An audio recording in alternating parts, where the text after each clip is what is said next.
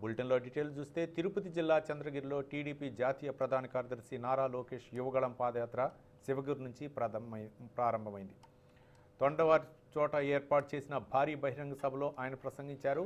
తన గొంతు నొక్కాలని మైకును గుంజేసుకుంటున్న సీఎం జగన్కు రిటర్న్ గిఫ్ట్ ఇస్తారని నారా లోకేష్ హెచ్చరించారు. ఎన్నికలకు ముందు జగన్ హామీ ఇచ్చిన 2,30,000 ఉద్యోగాలు ఇస్తే, జాబ్ క్యాలెండర్ విడుదల చేస్తే నా మైకును నేనే స్వచ్ఛందంగా సరెండర్ చేస్తానని లోకేష్ అన్నారు. జగన్ జలగలాంటి వాడని, జలగ రక్తం పీల్చినట్టే నిత్యావసర వస్తువులు, పెట్రోల్, డీజిల్ అన్ని ధరలు పెంచి పీల్చేస్తున్నాడని ఆయన విమర్శించారు. అది అమ్మేదానికి ప్రయత్నిస్తుంది ఈ ప్రభుత్వం. ఇంకా జబర్దస్త్ ఆంటీ ఉంది కదా,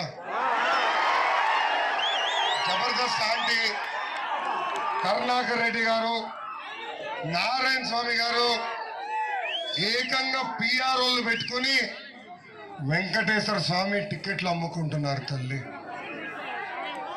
వెంకటేశ్వర స్వామి టికెట్లు అమ్ముకుంటున్నారు.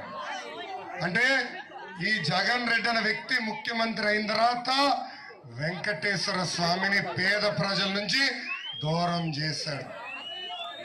నేను ఇప్పుడు అడుగుతున్నా ఈ సభాముఖంగా, అయ్యా జగన్ రెడ్డి, పింక్ డైమండ్ ఎక్కడుందయ్యా?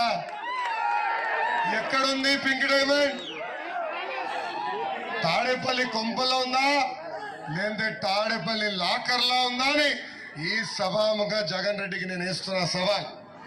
గతంలో నేను చెప్పా తల్లి, వెంకన్న సాక్షిగా మళ్ళీ నేను ప్రమాణం చేస్తున్నా, నాకు కానివ్వండి, మా కుటుంబ సభ్యులు కానివ్వండి, వివేకానంద రెడ్డి గారి హత్యలో ఎలాంటి ప్రమేయం లేదని మళ్ళీ నేను ప్రమాణం చేస్తున్నా.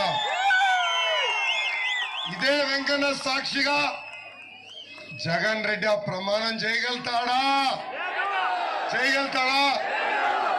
ఏమా సొంత బాబాయ్ని చంపిన ఏమంటాం?